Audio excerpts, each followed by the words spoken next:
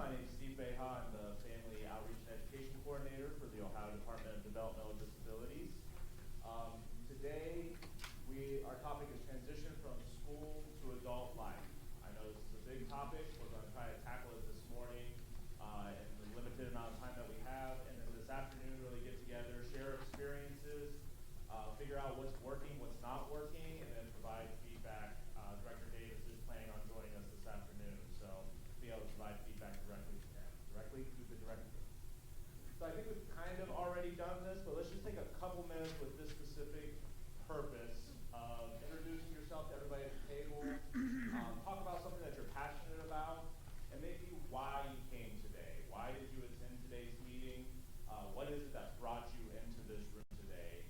Share it out with the folks at your table. We'll just take 2 or 3 minutes to do this real quickly to make sure everybody's got a good grasp on it, and we'll move on to announcements, okay? So just a couple seconds. To folks who are streaming online, please do the same in the comment sections. Let folks know where you're joining us from, why the topic is important to you, and we'll resume in just a couple minutes. Thanks, everybody.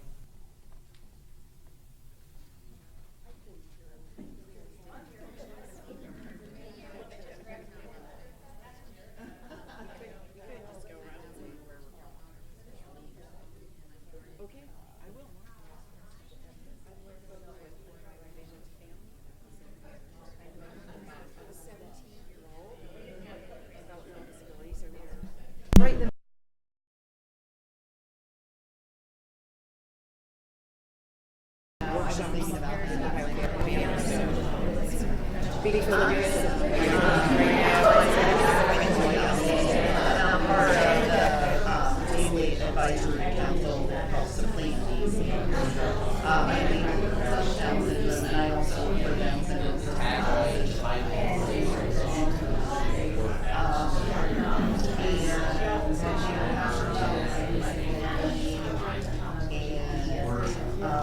my son is getting ready to transition out of school, so I'm super interested. Here you go.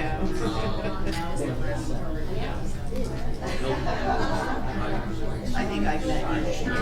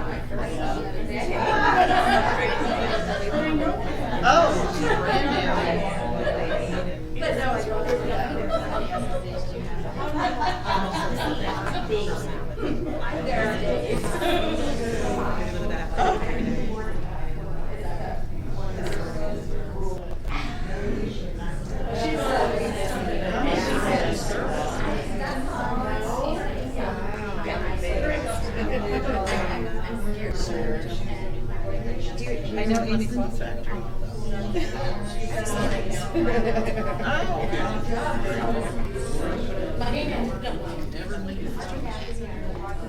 Great, thank you.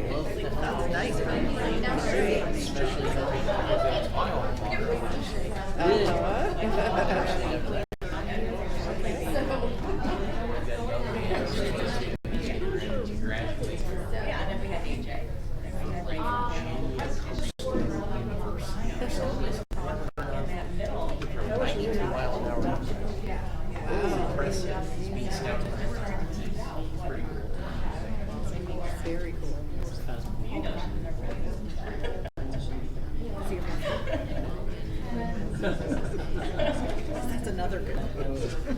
Sounds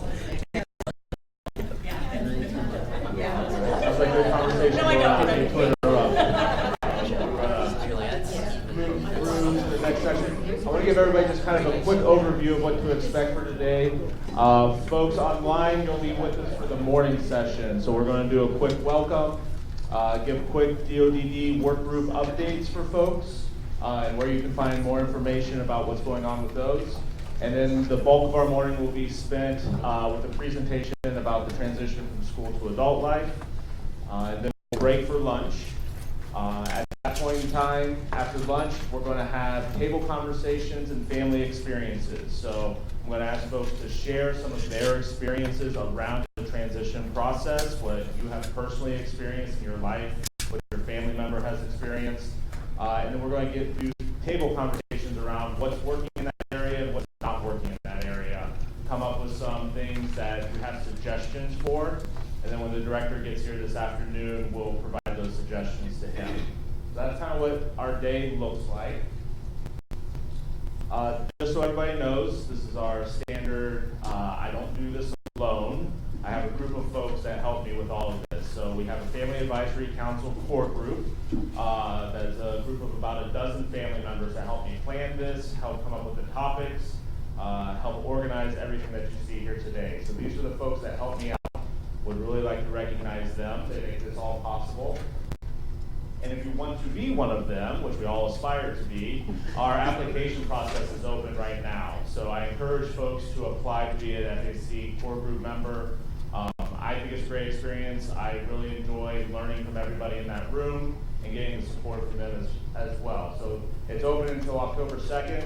The link is down there at the bottom. You should have it in your packets as well. Please apply. We're always looking for great applicants. And at this point, I'd like to turn it over to one of the core group members. Barb, you can come up and do the welcome this morning.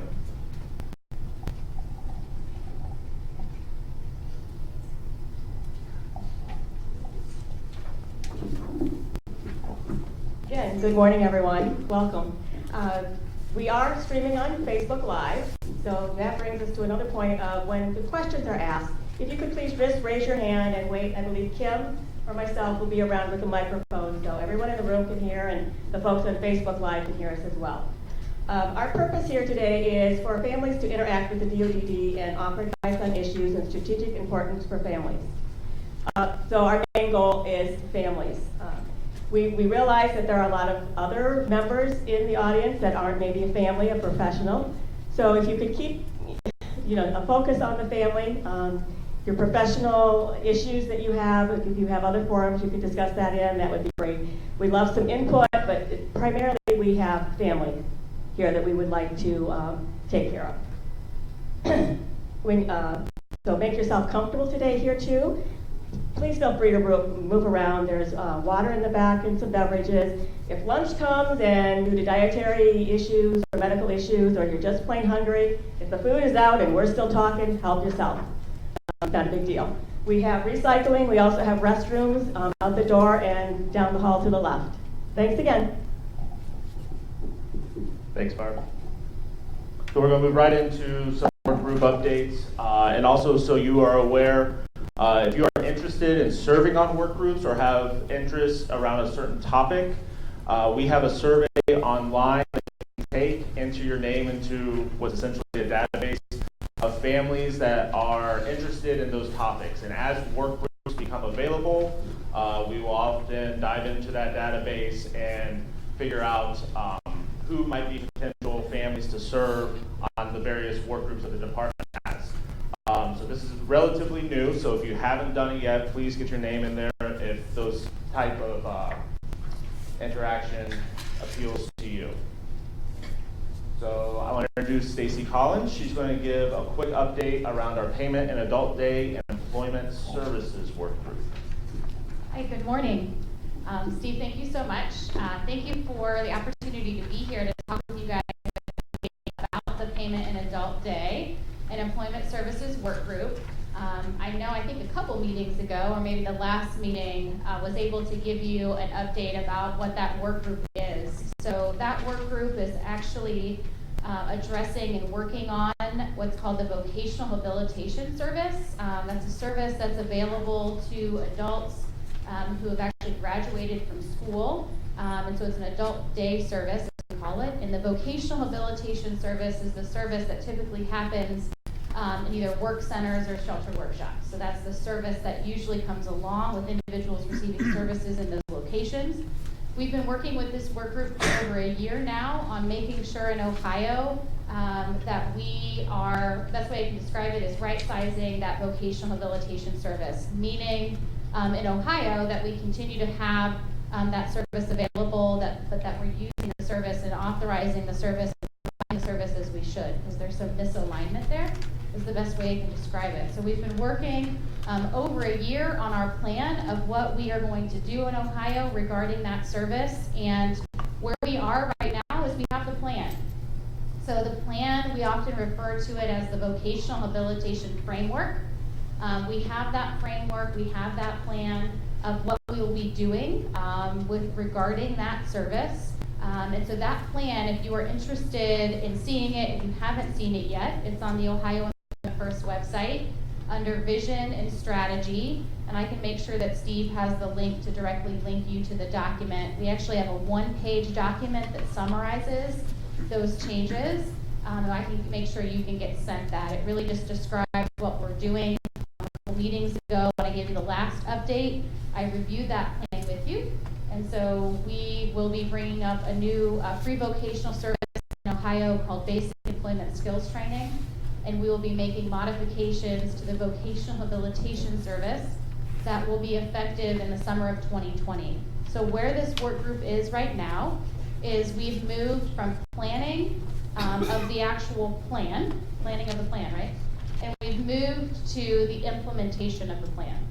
So we've actually broken out into 4 subcommittees who are working, so it's both internal and external DODD members to work through how we're implementing the plan.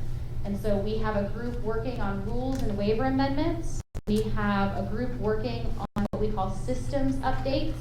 And so it's things that have to occur within our system, so within our authorization system and our billing systems. And so we have a team working on that. And we have a team who's working on, or subcommittee working on communication and training. Communication and training is going to be a big piece of this. And so we have a subcommittee specializing and focusing on that. How are we going to communicate this? How are we going to train on it? And really developing joint communication and training plans with our different partners and associations and stakeholders.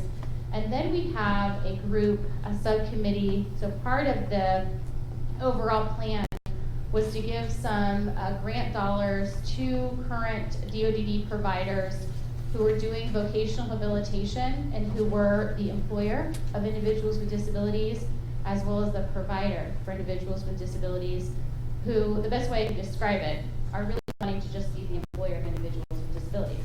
That is their priority, that is their focus. And so we have a subcommittee working on developing grants, a grant process to give grant dollars to those entities to get training, really technical assistance on how to strategically plan for that shift in business focus. So we all 3 of the 4 subcommittees have had their first initial meetings over the last 2 weeks, and they all have targets, dates for things to get completed, but overall, kind of that work will be implemented by the summer of 2020. I know there's a lot more to it, but that's the kind of overall update. If you have questions, yes? Just real quick, what was the first subcommittee? The Rule and Waiver Amendment Subcommittee. Thank you. So that committee is working on any modifications that we need to rules. We will be bringing up a new basic employment skills training service. So that means there'll be changes in our waiver amendments, as well as a new rule coming up called basic employment skills training. And because of those different changes, different rules will be modified. So they're working through that.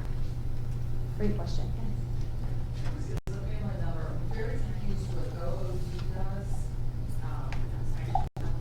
I guess as a family member, I hear this from a lot of families, is what OOD does than what DOD does. And maybe having something that really explains what the difference, the overlaps, and the different funding streams, something absolutely. So we have multiple, so the question was, what is really the difference between Opportunities for Ohioans with Disabilities, our state vocational rehabilitation agency, versus the Department of Developmental Disabilities and our 3 different waivers, the IO Level 1 and the SELF, and the different employment services that sit under that waiver.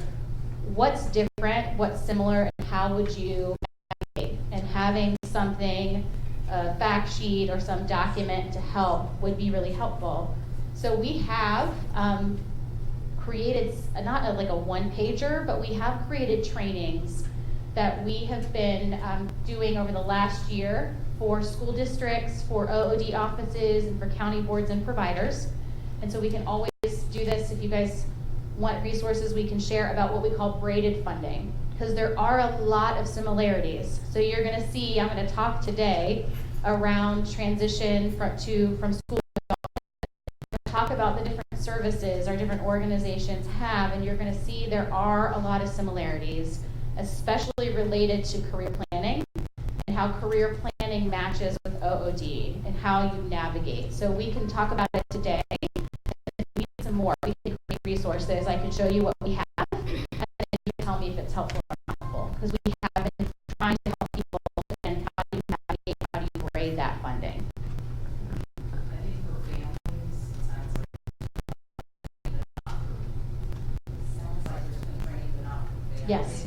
What happens, families say they'll get in there and people don't tell them. And so, and then it's just so complicated. So it would be great to have like maybe the training that you're doing for the professionals, have the families be able to access those slideshows. I think that'd be wonderful. Yeah. And I don't mean to hog it up, but the second comment I've had, which I hear a lot from families, is the whole thing of kids have any type of behaviors at all. It doesn't even have to be major behaviors. It's touching or hugging someone. They're finding a very hard time because the kids are constantly being kicked out for the just minimal amount of behaviors, not aggression. And that I hear a lot. So that would be something because I know probably one of my kids is going to have that issue, but I hear it a lot. So that we talk about it today, I think that'd be something families would Absolutely. consider. Are they getting kicked out of OOD services? No, or are they adult getting day, adult day providers? But it doesn't even, it's the minimal. It's not even aggression necessarily. The bar is so high that stomping your feet or clapping your hands or touching someone, it's just, and they don't know where to place them. Okay. Because a lot of people just don't want any child with a behavior of any sort, which kind of comes with the territory for a lot of kids. So, Absolutely. and I hear that quite often. Okay. All right.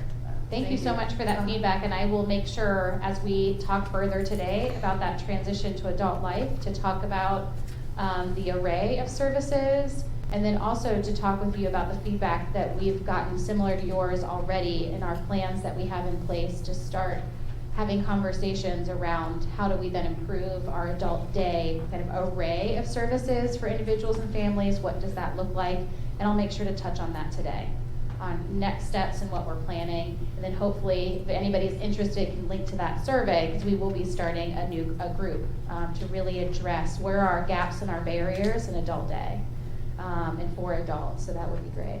And I'll make sure today to hit on that braided funding, but also I'll get link resources, if that's okay, link it your way, Steve, and then if you guys take a look at it, and if it's, we can definitely make sure we're outreaching to families more about those trainings, because really they are open for anybody to come, or if we need to specialize any specific training around that multi-agency planning and coordination among services, we can do that as well. So you guys just give us that feedback of what you think is the best next step. I'd be happy.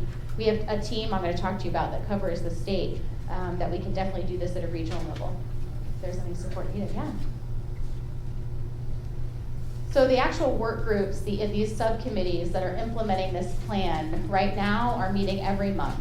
So there's a lot of meetings, there's a lot of coordination of details going on to the implementation of bringing up that basic employment skills training service and making modifications to vocational habilitation.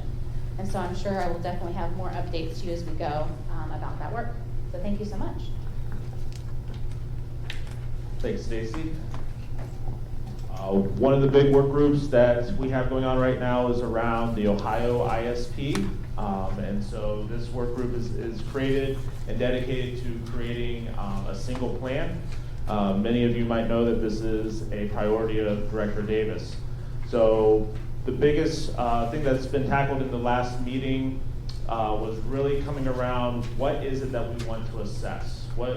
Before we even get to the planning part, what does the assessment look like? What's the important pieces of somebody's life to assess? That was the biggest topic of conversation at the last meeting.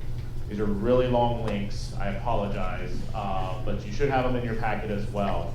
If you have input or want to provide feedback to the group, the email address for our Office of Compliance is up there. They're the ones that are heading the work group at this point in time. You can sign up to receive updates on the work group, and there is a place on our website that is dedicated to the work group. So the members of the work group are on there. All the work that's being done, what to expect from it, is all on those websites. Another plug, Stacy just said it, we've got stuff starting up all the time. Get your name into this survey if you are interested in participating in anything. So we're going to get into the presentation next. We just released a video about 5 things you need to know about secondary transition. So I think it would be a good kind of opening video to watch before we introduce the presenters. So sit back and enjoy.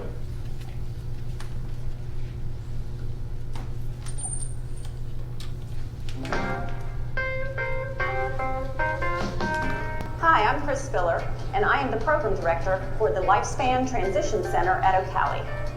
And I'm Alex Corwin from the Department of Education. I'm the OTSP Project Coordinator, and we're here to tell you 5 things about secondary transition. It's never too early or too late to start transition planning.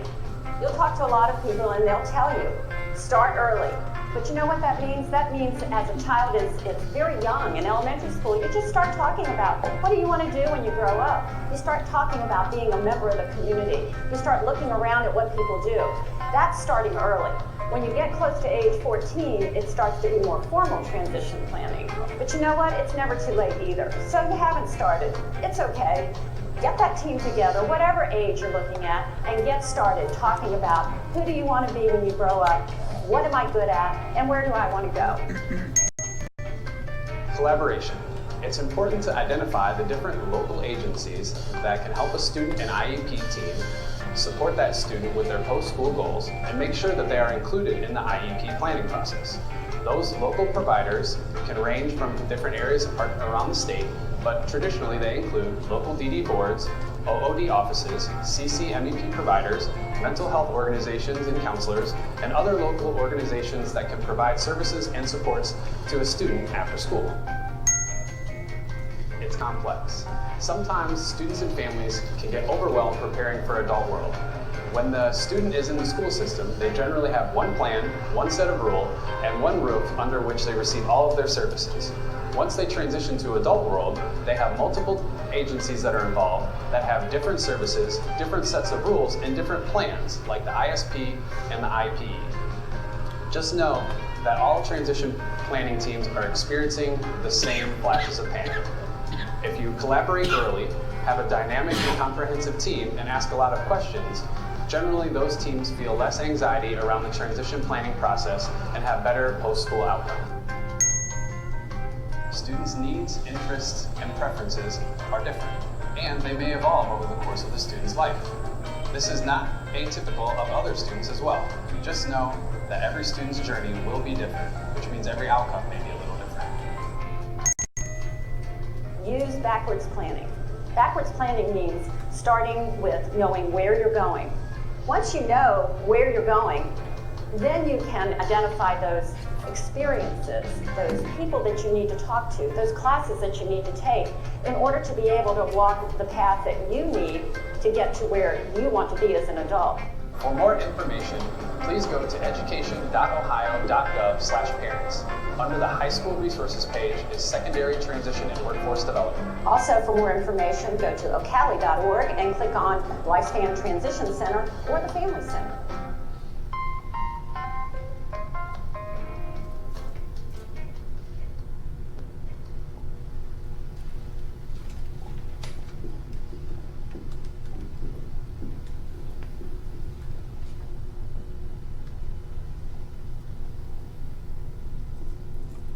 Hi, I'm Kim. I'm part of the core group. I'm a core group member of the FAC. And I am here to introduce our next speakers, and that would be Alex Corwin from the Ohio Department of Education and Stacy Collins from DODD.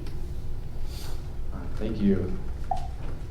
So Steve didn't tell me that video was going to be ready for today, so I apologize in advance that you have seen both like in video form and in live person, but I can tell you that being on camera is really difficult if you haven't done it before, and also having a communications team that has to like verify and confirm every word you say so you don't say anything foolish can be a little nerve-wracking. So I'll be a little better in person than I was on camera. I promise Stacy that today. So I am from the Department of Education. I am the Ohio Transition Support Partnership Project Coordinator, and what that is the partnership between the Department of Education and OOD. So my focus is on secondary transition, workforce development, employment services, and trying to work in OOD services and career exploration and community-based work at a younger age to help with that transition planning for our students and IEP teams. So just a little background on what I do at the department. So I wanted to first kind of touch on the department's strategic plan. Is anyone familiar with the strategic plan that came out sometime last year, 2018? All right. It's a really great document. It is our guiding kind of document right now as we try to build better schools, not only for all students, but particularly for students with disabilities. And this is kind of the one pager that we talk about. The name of our strategic plan is Each Child, Our Future, and it really gets into depth about trying to be planful and intentional with the education and experiences for our students, so that way they can achieve their post-school goals and have successful adult lives. So the big three core principles are equity, partnerships, and quality schools, because we understand that schools can't do these things alone.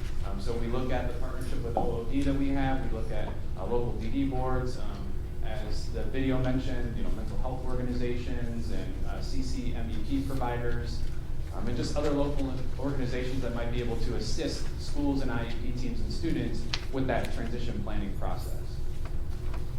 So the big, we have 10 strategies, and they focus on literacy and instruction and meeting the whole child and social emotional learning. But my focus is on strategy 10, which is transforming high schools and providing more paths to graduation. Are people familiar with the ever-changing graduation pathways and requirements that seem to change just about every other year? So I do apologize. We do have, in the most recent biennium budget, there are graduation requirements that are currently titled permanent. So hopefully that will be the case for the foreseeable future. But it does give a lot of different pathways, not only for our students, but all students to gain their competencies through like course credits, as well as experiences in the work or volunteering, earning the Ohio Means Jobs Readiness Seal, if you're familiar with that seal, which is 15 different professional skills that students can earn and have a mentor document and verify that they've completed it through their experiences. So there's a lot of different pathways for our students as well, students with disabilities, to earn kind of real community-based experiences and to have that experience count towards their graduation requirement. Just by show of hands, how many people are familiar with the state support teams in the different regions across the state? How many folks have been engaged with them, or some of their consultants have worked with them? These consultants, the SSTs, the map is up here. It's kind of awkwardly broken up by counties a little bit. There's no kind of nice squares, boxes, and rectangles. But it is broken up around the region, and these state support teams, these SSTs, have consultants that can assist schools and families on different topics like secondary transition, family engagement, positive behavior supports, graduation, literacy, instructional practices, the Ohio improvement process, which is the framework and process that schools use in order to kind of do a needs assessment, understand where they're at, what they need to do better, how to track that growth, and then continue to just use that cycle to get better as far as providing academic and educational services for their students. So this is a really good resource for you guys if you're not familiar with it. You can, if you go to the department's website, we've got that fun little Google search box at the top. You can type in state support teams, you'll get this map, and then you'll get every list of every consultant within each SST and what their their specialization is or what their subject matter expertise is. So it's a good resource because they can help if you're having issues with secondary transition planning or family engagement. Literacy is a really big one because there's a lot of evidence-based practices, a lot of science behind helping both students and students with disabilities learn how to read. So this is just a resource I wanted to make sure that you guys were aware of when it comes to transition planning. All right, so I'm going to get into a little bit, and this is a nice segue from the comment earlier. This is a training that we do for a lot of our educators and professionals. This is what we call the Transition Taxonomy 2.0. So this is research-based, evidence-based predictors for post-school success, and we have 20 of them. This is developed by the National Technical Assistance Center on Transition, which is NTACT, another acronym for everyone to memorize, next memory. But this is out of Charlotte. This is kind of our guiding principle and document when we talk transition, because we know that if we do some of these things, that it will improve outcomes for students with disabilities. So we have part of the expectations here, or the predictors here, and then the X's means that there is verified research and evidence-based practices that will improve those outcomes as they align with our IEP sections of employment, education, and independent living. So some of them on here are like career awareness, just making sure that you're given an opportunity to look at all the in-demand careers in your area, all the different credential programs that your school may offer, and just being aware of the different career paths that are available to you. Interagency collaboration, which is working with all the different local agencies and how the services overlap and how the funding can be braided, and making sure that there's this nice handoff from the educational system to the adult world. Here's the second half of that list, and self-advocacy, self-determination is on there, student supports, travel skills, vocational education, youth autonomy. So again, these are just the different predictors that we use when we start talking about how do you want to build a program for transition students, what kind of activities should we be doing, so that way there's intentional work in these areas that we know will improve the post-school success. So when you start sitting in a transition meeting and you're talking about different programs that are available through Career Tech or Project Surge or some of these other programs, you can kind of speak to and connect the dots with some of these predictors and know that if we're going to be doing community experiences and we're going to be included in general education, that we know that this is going to help our student achieve their goals post-school and be more successful in their adult life. Any questions about, has anyone heard of the taxonomy? Anyone seen it come up in other presentations? Seen a mix of like nods and no's. So this is really what informs our work at the department. So there are a few of us, to name both of us, that work on secondary transition at the Department of Education, Amy Szymanski and myself. And we've used this taxonomy to inform what is our NTACT plan. So we have a plan that is overseen and given technical assistance by NTACT. And we've decided that through a lot of policy analysis with our partner organizations like DODD and OOD and ODJFS, that self-determination and family engagement, making sure families are informed of what's available and how these services work together, that this is going to be our kind of our two focus areas for the upcoming year and probably beyond as we continue to build capacity, because we feel that if we can really get these two predictors built up both for our educators and for our families, that these foundational skills will lead to success in some of the other predictors. Because if families are informed and know how to work with the local agencies, that they'll be able to help with that step. That if students are self-determining and understanding their options, and they'll be able to choose their pathways, that they will hopefully go through the general education curriculum, or they'll be getting into access for career technical education. So you'll see some of our work at the department really focuses on these. And I do see some familiar faces in the room. I've presented with Dr. Boone's group, so I do know some of the family engagement consultants and parent mentors. So we're really trying to listen to you guys in this upcoming year and understand the different content, like Stacy said, that we already have and how we can make it better, so it's not only professional facing but family facing as well. So I'll do a little background information. We have an Innovative Strategies grant. Is anyone familiar with this or had any exposure to it through like a local school? This will be our third cohort. You have to be an LEA, so local education agency, and that's an ESC, a local district, a community school, a charter school. This year we're giving them a needs assessment in these two different predictors, self-determination and family engagement. We're going to award up to 20 different grants for schools that are going to do innovative strategies around these two topics. So that could be student driven IEPs and training all their educators on that process and making sure that they're doing it with fidelity. It could be bringing together some training for their educators on developing a parent network and having space and time available for parents to come together and getting that off the ground there locally for their region or their district. So we're really trying to encourage districts to focus on these things with our assistance and technical support to really have worthwhile efforts on the self-determination and family engagement. And then the Ohio Transition Support Partnership, which I oversee, is again just trying to use different predictors like work experience and community experience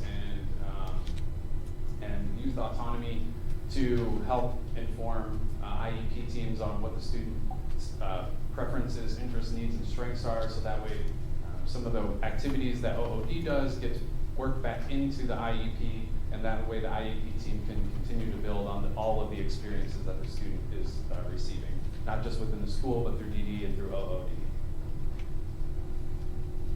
Okay, so we have a slide on like what parents can do, kind of some of their leverage points through the taxonomy. So we talk about things like taking an active role in transition planning, and I'll talk a little bit about what that means. Maintaining high expectations for success, learning about disability rights and responsibilities, special education law, having that information so you can be an informed team member in the IEP, and helping build that capacity with some of the other families you might work with. So any, whether it's on the screen here or any other strategies that you guys use, because I know there are some like parent mentors in the room that you guys really feel gets a lot of impact as far as with the IEP or with families that you're working with. I know when I work with families, I really stress that future planning section, section 1, because even as preschoolers, because I explained that when you go back and look at that, that helps to give you at least a guide, because when you turn 14, it seems like, and even me as a parent, you know, my son's now 14 and I'm like, we've been in crisis for so many years that, you know, the transition piece was just so far from like reach, but I explained that the future planning piece to, in section 1 of the IEP is huge, because even when you're in that crisis, you can go back and look and at least have that guide. So, and I try very hard to explain that don't wait until they're 14. Just that's like the biggest thing I can suggest. Thank you. Oh yeah, and if there are questions, please feel free to stop me. I apologize. Now, do you have anyone from the Ohio higher education here today? Because one of the things I noticed for the kids that can go on to college, it has been very difficult to work with colleges, extraordinarily so. And then there's the ADA law, but nobody really knows what it is. And what I find for some students that are able just to take their IEP because maybe they have their high school has a good relationship, but for those that don't, I have found it to be a horrendous process, actually. So I think if Ohio Higher Education was here, they don't like what I noticed with the colleges, even the community colleges, they don't like parents. I mean, they actually told me they don't like parents. So you're sitting here and you're trying to help, and you're there as a guest. So they don't understand disability rights also, which I have a right to be there. Beyond Rude doesn't even begin to explain how they treat you. So I think until we pull them into this process, so is anyone here from that department today? Are you reaching out to them? Because when I tried to call them, that too was not a good experience. Yeah. I won't go on and on. I could, trust me, it was eye-opening for me. Well, I'm sorry about that experience. So the Department of Higher Ed is its own state agency. It's not within the Department of Education. But the strategic plan, it's about a year old, but currently it started in April. There are 4 work groups coming together to talk about how there is equitable access, how this strategic plan really does touch on students with disabilities. And there's a few different components that higher ed has been brought up, including like pre-service for educators, both general and special ed, as well as how do we make it a more seamless transition for our students with disabilities who are going to exit secondary school but go on to post-secondary. How can we make that transition a little more smooth? So I also know OOD, which is the partner agency that I work with very closely. They have a new initiative that will start on 10/1 with the federal fiscal year. They'll have OOD counselors embedded in 15 different higher education agencies within Ohio. So that includes Ohio State, Columbus State, Bowling Green. It's a mix of like 4-year kind of traditional colleges and universities as well as community colleges. So I know that those counselors are going to be helping students navigate the disability services and what might be available to them, but also making sure that universities understand just because you have an accommodation and that the accommodation may work for you or may be recommended for you, that it may not ultimately meet your needs.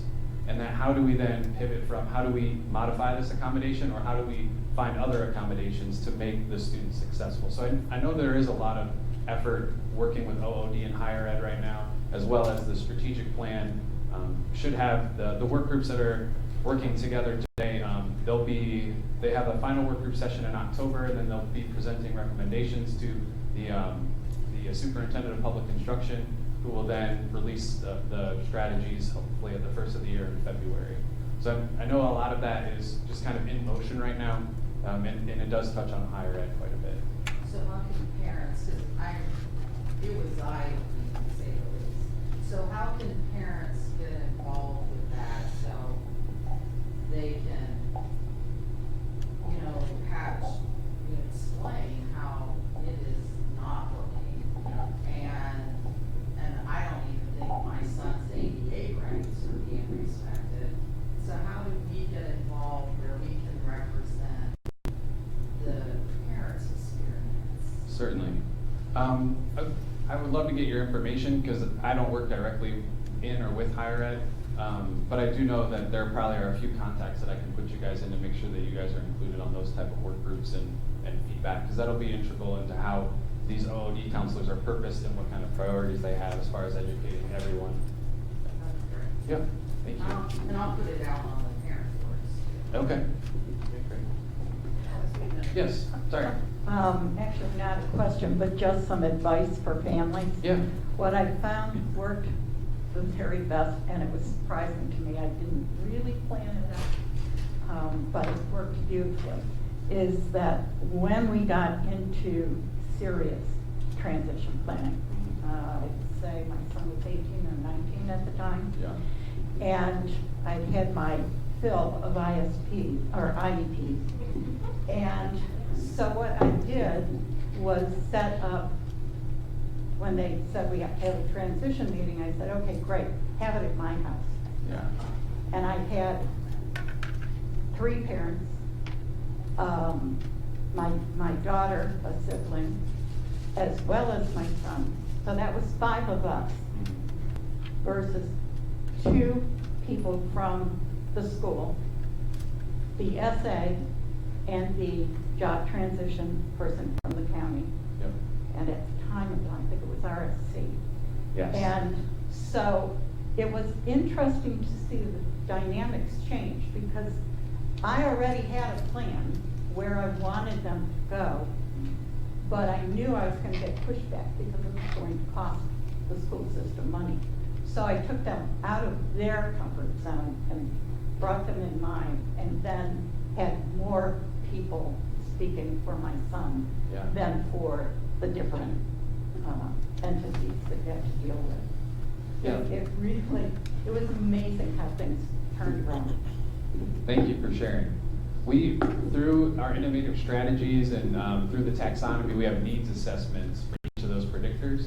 And one of them are, how are you valuing families? Or where are you having your meetings? Because all of those details really make a huge impact as far as because in most cases, it's the other way around, right? You may come in with 1 or 2 people, and then there's 8 people from the school at the table, and how intimidating is that?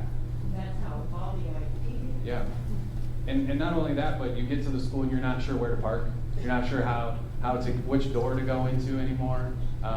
So we are really, with the family engagement and self-determination efforts, we're really trying to get districts and school leaders to understand that everything should be done with intentionality. So that way the experience is just more beneficial for families to engage, and that it removes a lot of anxiety around the process. Because there are things, just really simple things about meeting location that can make a world of difference. Thank you for sharing. And I can tell you, they can't meet outside of the school, that's not true. I just have a comment about the. Yeah. Okay. I just have a comment about the one slide that you were on a minute ago. Oh, yes. Where you were looking for some input on what families can do. Mm-hmm. What I'm seeing is there's a shift with the adult world of things like remote monitoring, right? So a lot more independence, and we're doing the remote monitoring. And I think one of the things that's not happening at the education level is also thinking about what that's going to look like and how do we start that in an education setting, and having families be more proactive about making sure that piece is in place, so that way it's not that drop off the cliff and all of a sudden that kid is staying home and somebody's watching from a remote place. Does that make sense? Thinking about the forward trends and the technology that's being used once they've reached the adulthood, and trying to embed those also in the academic environment, so that way the kids are used to that, the parents are used to that, we find out where the gaps are and what the concerns are, and we can deal with it before they're actually off that cliff and an adult living in another world. Yes, good point. Thank you.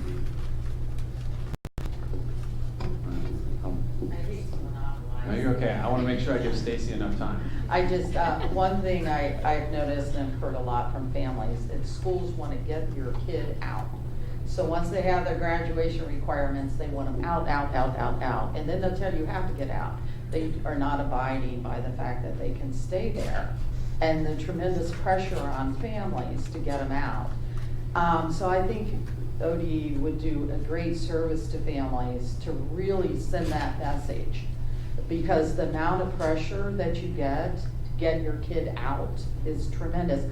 I suspect it's driven by funding. I don't know what the drive is, but it's there. And, once you're out, you're off that cliff, you're on your own. You don't have anything.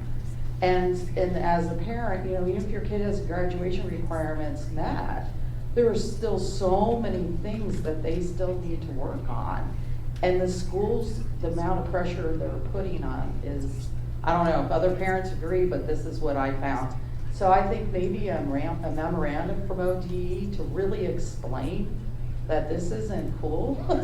They shouldn't be doing that. And we're watching. And also maybe to set up a line for people to call. Something, because it's happening a lot here. So We do have someone that takes calls at ODE in our Office for Exceptional Children and Dispute Resolution that can help navigate as like the process for some families if they just need some education about the law or different things, but as well as what mediation is and what dispute resolution is. So we do have somebody that does take those calls at ODs. I think OD's telling school districts, because this is happening in every school district in Central Ohio, amongst that I've heard, even very wealthy school districts. Isn't that added from the bed though?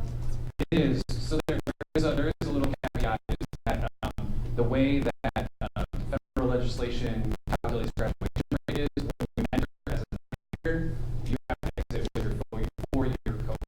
Now that's in direct conflict with IDEA because it says you can stay until your 22nd birthday if you still have identified needs that educational services can provide for you. But report cards just came out, and a lot of people look at those, and when you talk about graduation rates, the state of Ohio, I believe, is last or second to last in graduation rates as defined by the federal legislation. In the country? In the country, correct. And that's because we have a lot of students continuing on after that four-year cohort.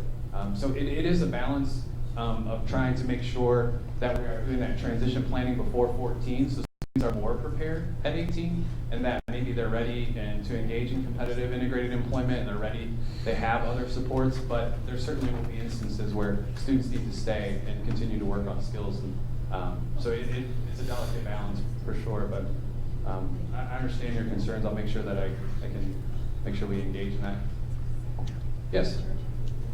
I'm just going to point out that we don't expect our neurotypical children to get a job at 18. In general, we put them through college for 4 years.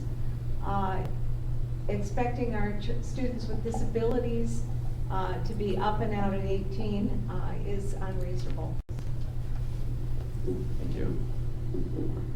Well, going back to my meeting, what ended up happening was that at 19, they were pushing. They said, we don't know what else we can do for him. And because he was still under the age and responsibility to be educated, we decided he needed clerical classes and could work in an office. And so we got vocational guidance services, and we made the school system pay for transportation to BGS and back, as well as BGS contract service, so that he was trained. Yeah, it's helpful to have that really intentional focus on what, especially at that age, and I'll touch on this in some upcoming slides, is as the student starts to age through the educational services, that transition plan should be more and more detailed and narrowed as the clerical tasks and trainings and services to prepare for a certain position as opposed to more career exploration at the earlier ages. Yeah. Well, that's very true, but the other thing is, what's key for families to know is that you can get the educational system in your local area to pay for that. It doesn't have to come out of your pocket. You don't let the school system go until you can absolutely squeeze that orange dry.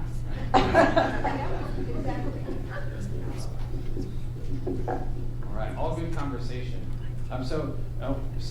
Someone commented on starting early, age 14 at the latest. The IEP, that's where the formal transition planning starts to occur. But going through career exploration and career awareness and understanding where you're going kind of before you get to 14, so that way you kind of pick up the pace at 14. You don't just kind of start from a dead stop. So I'm just expanding on taking an active role, just understanding all the programs and opportunities and classes that are available at your district and agency. Promote that career exploration at a young age, which we were just talking about. How many folks, when they go out like on a Friday or Saturday night, and they're going to go to a new restaurant or even an old restaurant, look at the menu before they get there? I thought there would be more people. I'll tell my wife, like, you're crazy. No one else does this. You told me. Everyone does this. Because half the time when we get there, my wife has already picked out what she's going to eat as well as what I'm going to eat, so that way she can have a little bit of what I've ordered, which is all new to me. But it's making sure that when you get there at that first 14-year-old IEP meeting, that when formal transition planning occurs, that you kind of already have an idea as to what the student is good at, what they're interested in, what kind of needs and supports are available, what kind of classes and pathways are within the district that are at your career technical center. So just really understanding what's going to be there so you can just pick up the pace at 14. And advocate for that real community-based job exposure. So a lot of schools will do school enterprises, which I think are fantastic. I'm not advocating against those, but they should always be done kind of in concert with local business or as like a first step to the next steps. That those in-school enterprises really shouldn't be a destination for students, that they should continue to build on skills. And then there should be conversations on what does success look like for a student in this program, and then what are kind of some exit pathways. Are we going to then, if we're doing the in-school enterprise coffee shop, are we learning to count change, and are we going to transfer that to another skill in the community, whether it's a cashier at a restaurant or a grocery store, or are we going to become a barista and we're going to move over to Starbucks or the local coffee shop, but really understanding what skills we're learning in this placement, as well as how we're going to transfer them to the next step. And then just promoting the self-advocacy and self-determination, involving the student in preparing for and leading their IEP meetings. And we've touched on this a few times, but backwards planning with the end in mind, understanding where you're going. And I believe Chris Filler touched on this in the video. Understand where you're going so you know the different steps and guideposts that you need to hit while you get there. So whether it's different courses or different skill building, different experiences, you kind of understand where you're going and what you need to do to get there. And all that can be kind of articulated in the IEP. And I'll touch on the IEP here now. Yay. So I think you guys have a copy of this. It's just section 5. So I just wanted to, our forms had a little bit of a change in July 1st of 18, I believe. But the measurable post-secondary goal is just that. It has to be measurable and it has to be post-secondary. So a lot of times I'll see Stacy wants to get a job in a clerical setting. And that's great. What a lot of people ask is, what does a transition goal look like for a 14-year-old? And if we haven't narrowed down a field or different skills and strengths of that student, then that job, the goal may be, Stacy will get a job in a career, in a field of her interest.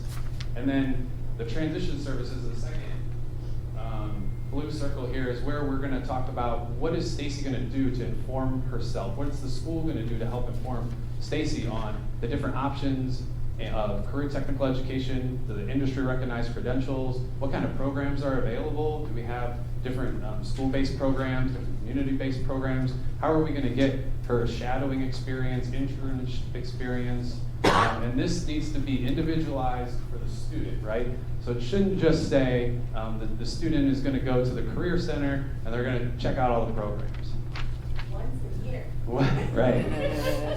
It could say that, but it should also include, before the Career Center trip, whoever, the intervention specialist or educator, is going to sit with that student. They're going to identify 3 different places, 3 different labs or programs that they want to go and look at. And they're also going to develop some questions as to what they're going to ask them as far as to what's going to make that experience and program successful for you. What kind of accommodations you might need.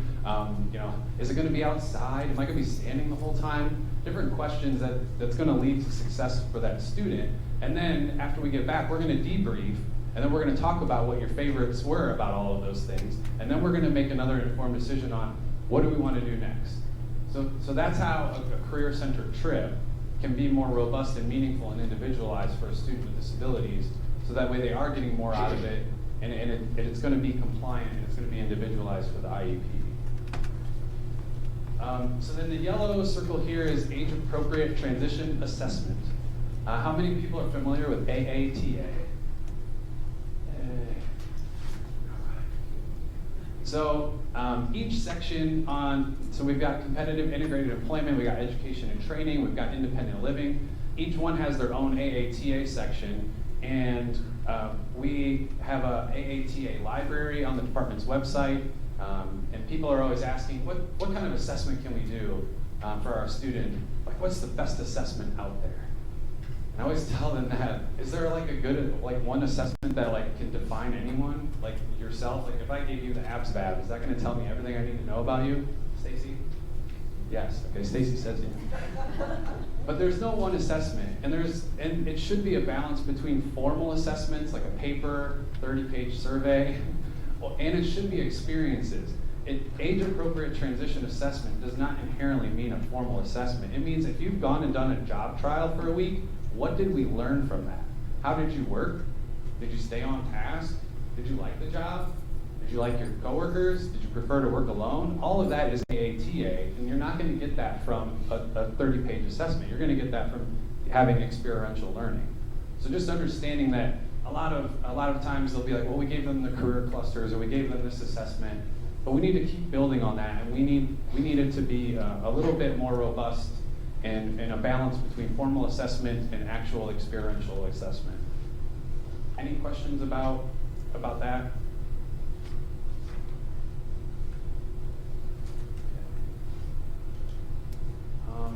So this is directly from the literature, from the NTAC. The taxonomy is, expectations of parents and families, and articulating that expectation that their child will be employed. It shows that just having that expectation can lead to better post-school outcomes. So sometimes, I know just from some of the comments in the room, sometimes you guys are going to have higher expectations of your son or daughter and that student than the rest of the IEP team, and that is okay. Please continue to push that envelope for IEP teams that your son or daughter or your students can be employed, they can be go on to post-secondary education, they can do all of these things. We just need to talk about what kind of supports and services they may need in order to be successful. So what that can include is just maintaining inclusion in general education classes, and that's not just access, but meaningful access. We talk about this at the department a lot, is just putting a student in a gen ed classroom is not technically, it's not technically inclusion really in any level. Making sure that they have the supports that are identified in the IEP to make them successful in that general education classroom, that's meaningful access. So making sure that there's a balance, that we're not just having it being access for access, but that there are the supports there for the student to be successful. And just different opportunities for independence. Continuing, Dee hit on it very well, is understanding what's in the future, what their day is going to look like, and how are we going to build to that. If after school they're going to have this remote monitoring system, well, how are we building that capacity and that transition for that student? So just learning how to access the different services, we've touched on this as well. OOD, I heard someone mention Rehab Services Commission. They've rebranded. They have new services, they have new funding. So OOD, formerly DVR, RSC, depending on when you've engaged with them.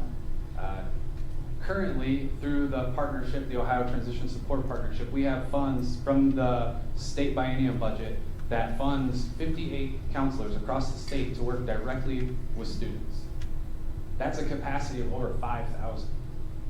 And we're continuing to grow, we're continuing to be better in our coordination and understanding of each other's systems, so that way we know how to talk to families about what does this grading look like. So they are spread out across the state. Just because there's 58 that have up to 90 students on their caseload, we still have other traditional OOD counselors at any given time, 50 to 75, that have another 50 students on their caseload. So we have students that are receiving OOD services as young as 14. So if you had engagement with RSC or BVR or OOD in the past, you've been told that there's a wait list, and you've heard terms like order of selection or most significantly disabled.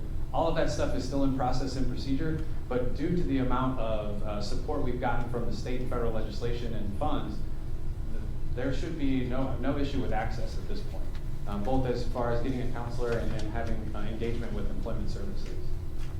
So if you do, I always say this is my caveat, if you are seeing something different locally, please let me know. So I would love to assist in helping clear any barrier or hurdle you may be experiencing with engaging with OOD. But just a little bit about other OOD services. There's these pre-employment transition services, or known as pre-ETs.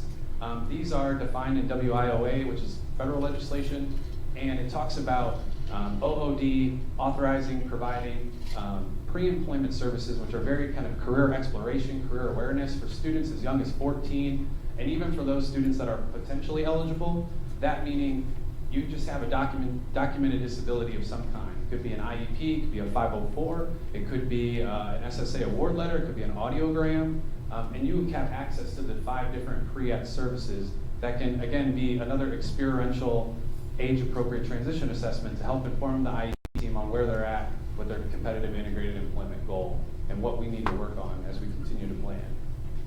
And then local DD boards, which I'm sure most of you know about. Not everyone does when I present. And then other local agencies, Family and Children First Councils, mental health organizations, ABA providers, CCMEP, which is Comprehensive Case Management and Employment Program, which is through either Ohio Means Jobs or JFS, depending on which county you're in. So there's a lot of different local providers. So understanding that landscape locally, it's going to look different depending on what part of the state you're in, and what kind of funding your local board is able to offer, and OOD, and just braiding it all together. Because we found that those students that are engaged with 3 or more agencies before they graduate have higher levels of success post-school. So just making sure that there are more people at the table to be able to help that student succeed. I think this is where my communications team put all my fun stuff on here that I have to put up here. So if you have fun things to share on the social media, that's what the kids are calling it these days, you can find the Department of Education there. Any questions about anything I talked about, or the taxonomy, or the IEP sections? I apologize, I sometimes talk fast. All right, well, I will hand it off to Stacy. Thank you, everyone, I appreciate it. Great job, Alex. Hi again. I guess I didn't formally introduce myself the first time, so maybe I should. And then I'll jump in to our conversations around the transition from school to adult life. I'm Stacy Collins. I'm with the Ohio Department of Developmental Disabilities, and I specifically work in the Division of Policy and Strategic Direction for the department, and I lead our community life engagement team. This is actually a team that's been developed for a while. We've continued to evolve in our work and in our focus. And so the community life team is really working across our agency as well as across our system of how do we make sure that our service system has the services and supports to help individuals if they choose to live, work, and play in their community. So the Employment First initiative sits under that team, as well as the Technology First initiative. Our work around multi-agency planning, so transition from school to adult life sits under that team. Our specific partnerships with our other state agencies, which I'm going to talk about, sits under that team. So I want to take some time to introduce you to the team and kind of what areas we cover, because we know there is a need for support across the state in these different areas, that there are things that teams are doing amazing across the state, but there are definitely areas, gaps, and barriers. So I'm going to really talk today around our work on multi-agency planning, of course, transition from school to adult life. I'm going to tell you it does have a heavy lens in regards to employment, especially around our partnerships with our other state agencies around the Employment First Task Force, which I'm going to talk about. But adult life isn't only employment. I do want to emphasize that there is absolutely so much more to our life. And employment many times is the center of that, helps us do the things that we enjoy to do and the things that we have to do, but that isn't the only thing. So know I'm going to talk about it in a heavy lens today, but know that we aren't looking at that in only that lens in regards to our services and our work and our focus, but you're going to hear a lot of it today. So we can talk about our work around adult services. I'll make sure to try to throw that in there and answer any questions that you have. But no, I know I'm coming in with a heavy employment lens, okay? So our actual specific, I didn't even know I was hitting buttons. Somebody should have said something. I'm so focused on talking to you guys. Similar in regards to our work, I talk fast, and so if you absolutely need me to slow down, I will, no problem, I'll do it, and I can't stand still. So my apologies, just hang with me. I'll try to hover in this general area for the camera's purpose. Hi guys. So that way you guys can at least see what's going on. We really feel strongly with community life engagement in our work that it's really every person with every talent, that we're making sure that our system is giving them every opportunity. So we usually are, when we're doing our work, really focus on how are we making sure this is open to everyone. Again, like I mentioned, it's going to be heavy on the employment lens because a lot of our work around transition from school to adult life does center around our Employment First initiative and our collaborations under the Employment First Task Force. Within our state agency of DODD, we also do a lot of transition from school to adult life through our community of practice and the life course framework and the planning and the support. So it doesn't only sit in this team, it sits kind of within our department, so you'll see it in many different ways. But through the Employment First Task Force, this is the work that we've been doing over the last several years. We have a very specific partnership with these different state agencies on really improving transition and improving our work with families and individuals from school to adulthood into that adult world. And again, it centers around, right now, employment. So the different state agencies that are part of this task force, Alex, as he mentioned, Alex and Amy are part of that task force, as well as the Department of Mental Health and Addiction Services, the Department of Job and Family Services. We have opportunities for Ohioans with disabilities at the table. DD Council is at the table with us. The Department of Medicaid is at the table. I don't think I've forgotten anybody. And recently, because transportation is always something that comes up, if you want to do anything, you've got to be able to get there.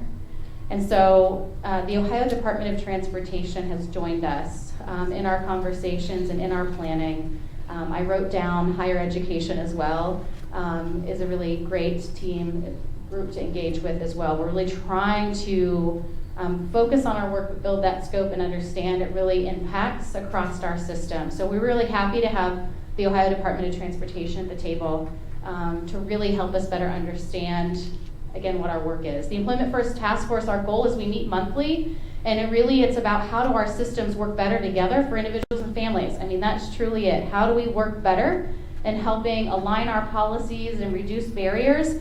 And the focus is right now really around employment. It is around transportation, and what do we have to do across systems to do that? Within this work, we have committed to transition. So the Employment First Task Force was really asked or tasked with more than just employment, and more than, well, totally employment. What I mean is more than transition. So we have to look at all ages and our whole population, but we've really taken a focus to specialize on transition age youth and how do we work better together around transitioning from school to employment.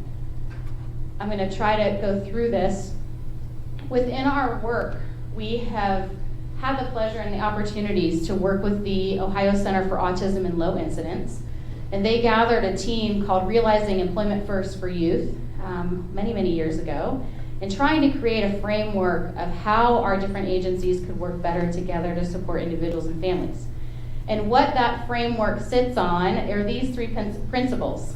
So when we're working through policies, we're working through training, we're working to figure out how we can do better, we're working with our local teams, we have agreed on these three principles. Within our agencies, how are what we doing, like how is our efforts really making sure that we're working for individuals and families in an agency neutral way, that it's not sending you to this organization and then this one and then this one and great, have a good time, go over there, they should fund it, that we're doing it in a way which is really agency neutral. We're here to talk about the student, we're here to talk about the family and how we're going to then help get to a person-centered plan that then leads to outcomes. And so we really are going out and we're doing training and outreach. It's agency neutral, person-centered, and outcome focused. Do we have a lot of work to do? Absolutely. But it's how do we really get behind these three things, that it's trying to support our local teams, even our state teams, to work better together for individuals and families. So I'm going to talk a little bit about what this means. We have been doing training across the state for several years around what we call multi-agency planning. So the Ohio Center, this isn't the slide, the Ohio Center for Autism and Low Incidence, so Chris, who you guys saw in the video, before we started today, is who's been leading that work and actually working with teams at the local level to figure out how to do this. Because I'm sure that you know, we can talk about it really, really well, but when we put it into implementation, when we do that and how we engage families and how we're working with individuals and how we're planning for what comes next, it's so complicated.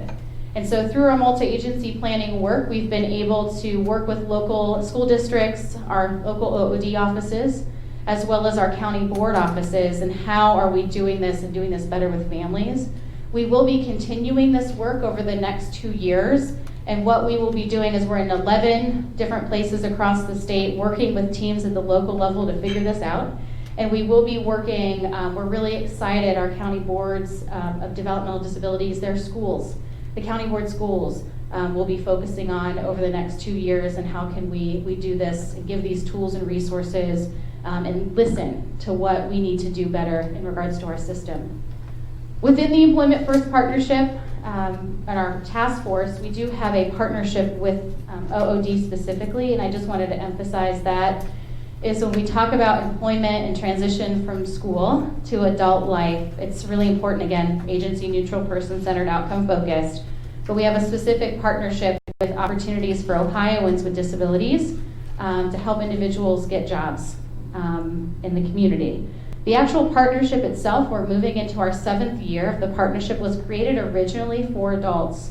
So adults in our system who were currently in work centers, sheltered work, who wanted to work in the community and weren't getting the support to do so, that we had a specific partnership and agreement with OOD to do it. It's still focused on adults, but we do serve transition age youth as well, if that makes most sense. So the actual counselors through OOD, our county board schools have specialized training to really serve individuals in a different, more supportive way. And so I wanted to make sure I threw that out there, that we work with OOD on this. I know this is a really big map, but I wanted to make sure that you knew that we had a team out there to support you, our county boards, our many stakeholders around this. So this is this community life engagement team map. Again, it'll be available online so that you can see it. This is the community life engagement team. They are across the state. We're divided into 5 regions because we know it's difficult and there's training and support that is needed. And so we have in the red, Northeast Ohio is Britta Huff. In Northwest Ohio, in the purple is Kelly Shuck. In the yellow is our West Central, is what we're calling it, is Kyle Corbin. Down here in the green is Southwest, is the Keith Banner. Don't tell him that I delayed on saying his name. Didn't mean that. And then in Southeast Ohio, in the blue, is Tom Hess. And so there are DODD employees who are out there who actually, with multi-agency planning and this agency-neutral, person-centered, outcome-focused, they're out there working with schools. They're helping connect families and individuals to resources. They're doing employment stuff, they're doing adult light stuff, they're doing technology stuff. So they're really trying to pull all of this together so it's not this divided, it's this and then it's this, okay? So I wanted to make sure that you knew the team was there, because if there are things that are needed at the local level, they can be a resource to you, and wanted to make sure that you knew they were there to be supportive. I threw some slides together so that you knew and could see, what we train and what we talk about when we're out and we're working with our county boards or we're working with providers and talking about expectations that we have within this kind of transition from school to adult life. Again, you're going to see heavy focus on employment, but again, that's not the only thing. But what we always encourage is when we're working and supporting is that team, and I know Alex said it as well, is when we start the conversations, how do we make sure that families and individuals, that you have a team surrounding you that can support you and help navigate through the work. And knowing that that team is there and is clear on what are the goals, what are we trying to get to, and where are we going. So most of the time when we are getting engaged with families, it's what's your team around you?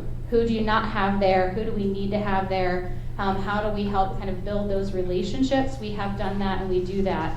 I think when it talks about a whole adult life, Alex hit it really well in regards to, your family, your friends, right? Who's your community members? Who's your community connections to have at that table? The educators, of course. If employment is a goal and a priority, how to have vocational rehabilitation there as part of that planning team. Of course, your SSAs, your service and support administrators. We do have employment professionals across the state who can help with employment questions, and I can't leave out transportation and the importance of having our transportation experts at the table.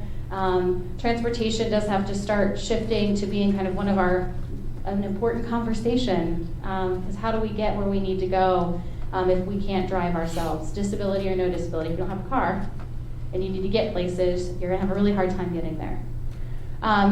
It's really important too, what we really stress within our work is addressing those barriers and challenges. So when you're working through backwards planning and where do we want to go, what are going to be our addressing our challenges and our barriers to get there.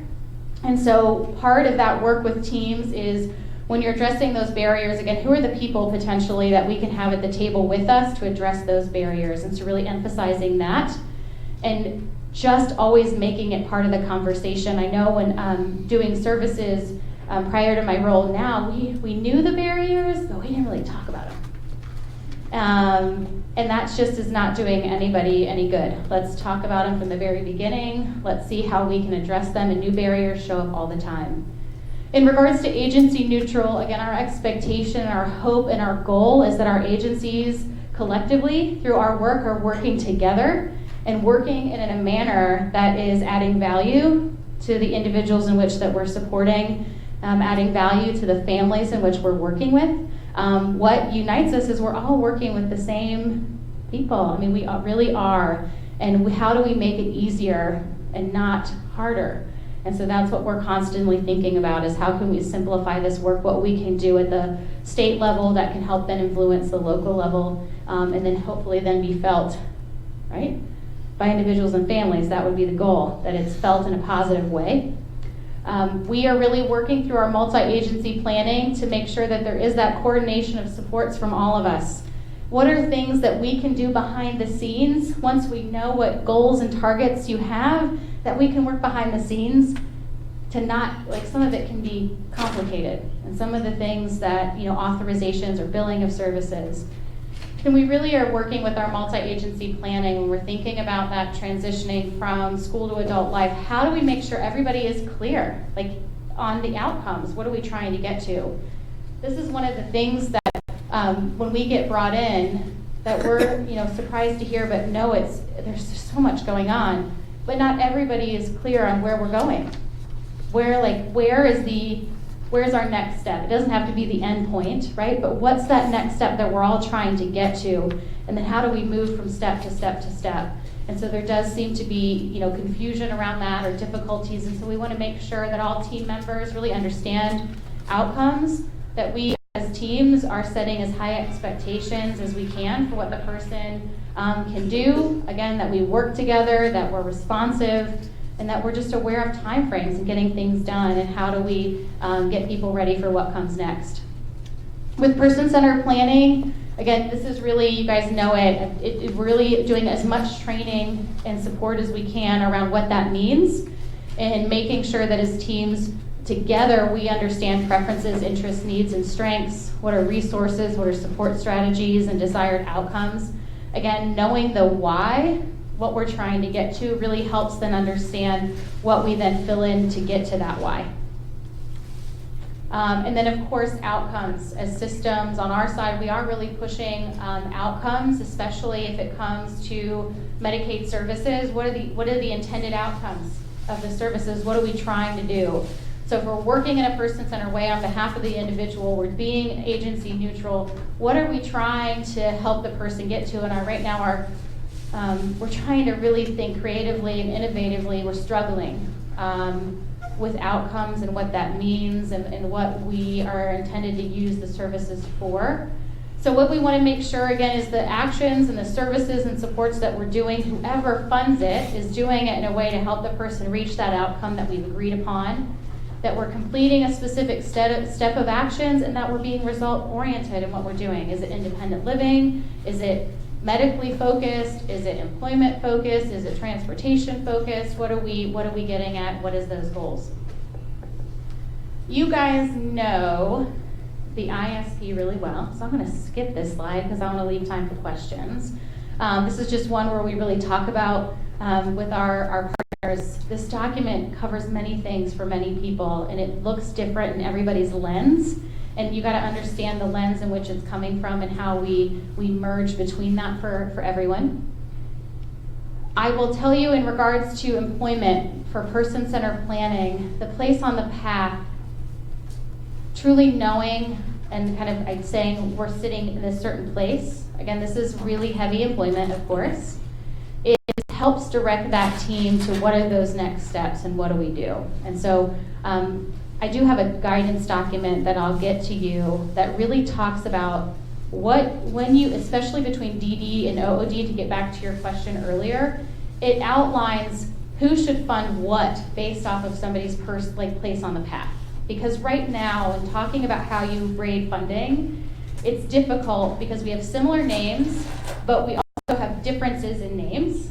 And so, but what does help us is our similar language when we're talking about where the person is in their goals around employment. So I know some people like the place on the path, some people don't like the places on the path, but what it does is it helps connect teams to kind of know then what we need to do. So in the state of Ohio, you, I'm sure, are really familiar. Anybody 18 or over who is in the DD system, receiving services, DD eligible, does have to identify their place on the path to community employment. There are 4 places on that path. One is that you're working in the community already, and maybe you want help to do something else, or maybe you're happy. 2 is that you do want to work in the community, and you're not, and so you need help. 3 is you don't have any idea. I'm not sure. And that's fine. I don't know if I do. I don't know if I don't. And then 4 is no. Our rule does say no, but I may not know enough is what the actual rule says. And really why that's there is to make sure if we're working with individuals and families that we understand the world of work and how to generate income and what that means. But somebody can say, no, I don't want to work. And we have an array of services to support somebody there. But in that person-centered planning piece, we really need to identify this place on the path so that we know then where do we go from there. And it's an easier way to talk about it for teams and what they're doing. I think in regards to our multi-agency planning work, I'm going to condense this down because I know lunch is here. And again, like you said earlier, if anybody's hungry, if you need to, you can go. But I'll hurry up. Is the exploring as much as you possibly can. We always talk about with our teams that exposure precedes interest. How do you know if you haven't had a chance to be exposed to it? And so taking the time jointly through services to really explore skills, interests, preferences, and how to get to that next step. And so we have different resources and different tools to help do this. This is our Pathway from School to Employment folder. If you don't have copies or have not received copies, we can get them to you. This is basically intended to be a tool. I mean, how can you remember everything? It's not possible. And so it is a document when you open. It gives you things to think about and to consider when you're moving from school to adult life, things to check off if you want. It's kind of, I call it a checklist, but we created it to have it as a planning tool for families that you could take into meetings with you so that you don't feel like you have to know everything when you go in. And so this, you can order it through the Ohio Employment First website. We just redesigned it, so that's why I don't have them here for you today. But it's ohioemploymentfirst.org. And on the very front page, it says you can order. It says ordering, and you can click on it. And this is called the Pathway from School to Employment folder. And it's there for you. Again, intended to be a resource to help have those conversations about what comes next. We always encourage anyone that we're talking to as well around baseline. How are we really talking about using that IEP, moving it into the ISP in the adult world and services and all that is, just what have we tried before? What have we done? How are we looking at everything that's happened at school and evaluations and medically? How are we looking at different work experiences that we've done, and make sure that gets translated and taken with the student, that it goes to the county board, it's then going to the provider. We've had lots of conversations on how do we make it easier to transfer information from provider to provider, or from OOD to county boards. Again, it's all trying to make sure that we're doing it better for individuals and families. We also should be asking a lot of questions around, what do you know, what do you not know, what have you done, what have you not done? And so reviewing that baseline is going to be really important. And then transportation. You're going to probably be tired of hearing me. I don't have a lot of solutions in regards to transportation, but trying to figure out how we can work better together. Again, with creating the baseline, it's just talking through conversation starters, really talking about, what do you see yourself doing? Is it important for you to generate income? Is it not important? And how can you see yourself earning money and doing that? So we go through with teams how to do this, what that looks like, how to kind of have those conversations, and really address fears, barriers, challenges when it comes to adult life, when it comes to employment. How are we, again, not ignoring it? How are we talking about it? How are we addressing it? How are we helping connect families and individuals to resources to be able to address these fears, or take things a little bit slower than what we need to address fears? I know I'm going over. Didn't mean to. Okay. I'm looking at Steve like, I'm trying. Be the last time you let Alex go first. I will tell you, Alex and I have worked together for a really long time. Not really long time, but this is our first presentation together. So yes, noted. Alex won't go first. Just kidding. And then when we are addressing these fears and challenges, again, just exploring solutions. I'm really glad to see the trajectory worksheet on the pages and the life course. Really, how are we having that large conversation, and how's our organizations fitting in when we need to? We are also going over kind of possible action steps and things that can be done, things that we could do collectively around providing and for what comes next. I want to be able to leave time for questions. I want to be able to address kind of the questions about adult services and kind of some of our gaps and barriers. So, but I just want to take a few minutes to go through this as well. So can you hang tight? Is it like 12 the cutoff? 8 minutes? How do I tell you about this in 8 minutes? Call any of us or email. We can go into more depth. What we have come to understand is we have not done a good job in really communicating, let me say that. We can do better on communicating of all the different services that our different organizations have and are available. So when you do this life course, the trajectory, right, for life course, you talk about kind of a service life and a non-service life, which we need to continue to do that. But when we get into the service areas, how do you know, and how are we educating families more on the different services that are available and how you move, which is exactly the question, right, that you had brought up earlier, I think, today. And so when we are working, I will tell you, not only are families, you guys know, we're struggling with this, the schools are struggling with this, our county boards are struggling with this, opportunities for Ohioans with disabilities, like we're all struggling with how you know when to move where and who can do what when. But especially when it comes to adult life and it comes to employment, these are typically, if services are needed, the different service agencies that can step in and when. Okay, especially the majority of these are around employment.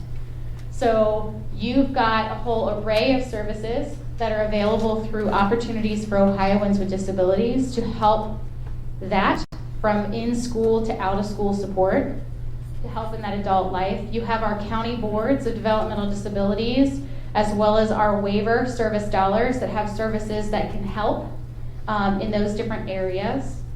We are going to be doing a lot of work on the DD side with going over all these different services.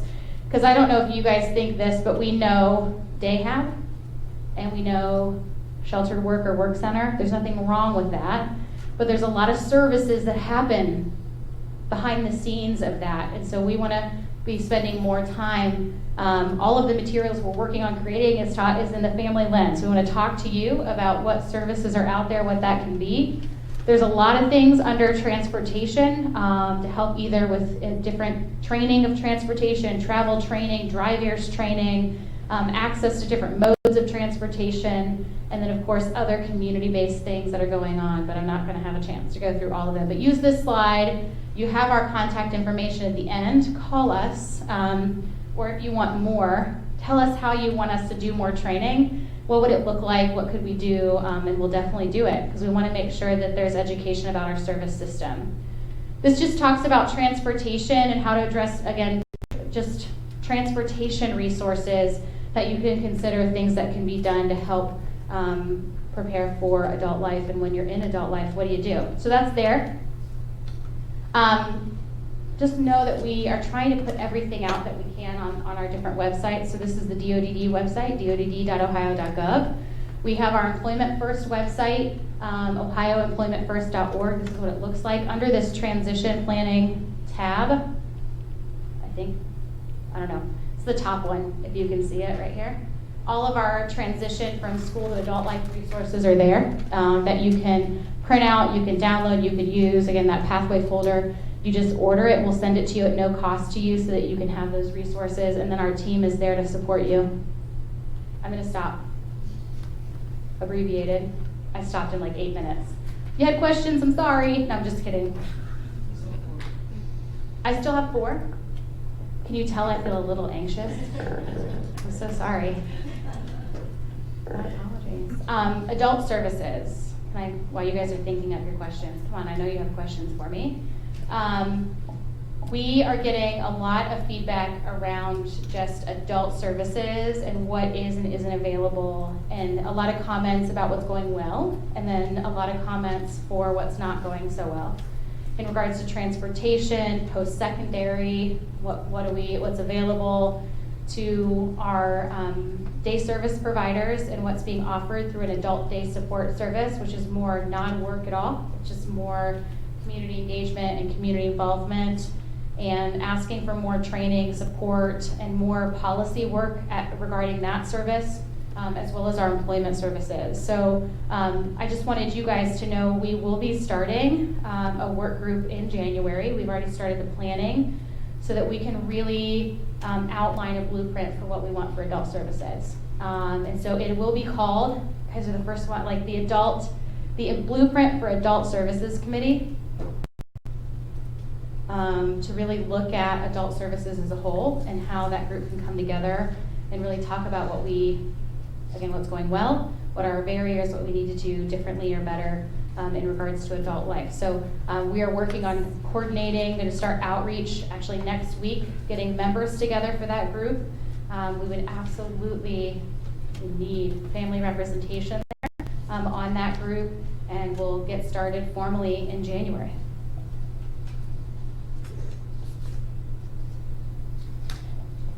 Prepare something that we can post to our parent sites? I mean, do you want to prepare something about what you're doing, the contact person, how a family member can input or be involved, and we'll post it? Okay. We've got a lot of starting content. We've started with an informational sheet first around the vocational habilitation service. And then, I could do a write-up about the work group, the committee, what we'll be addressing and working on. Okay. Well, thanks. I appreciate you guys. Yeah.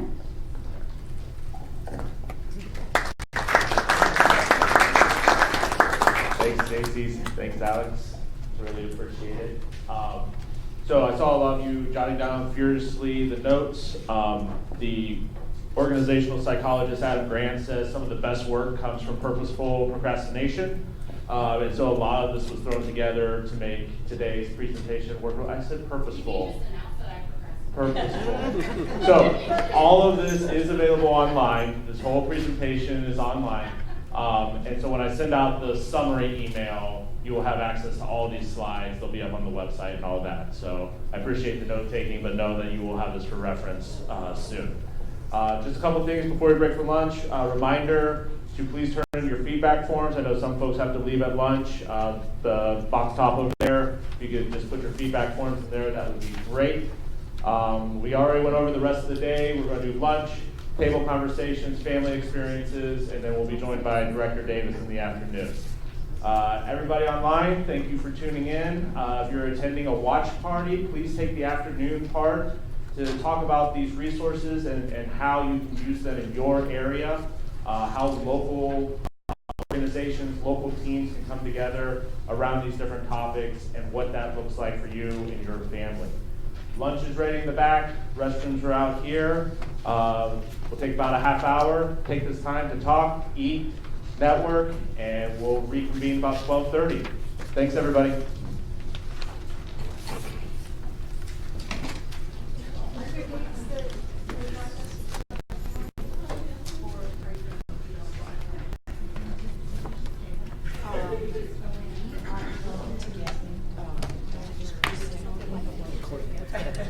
Good seeing you.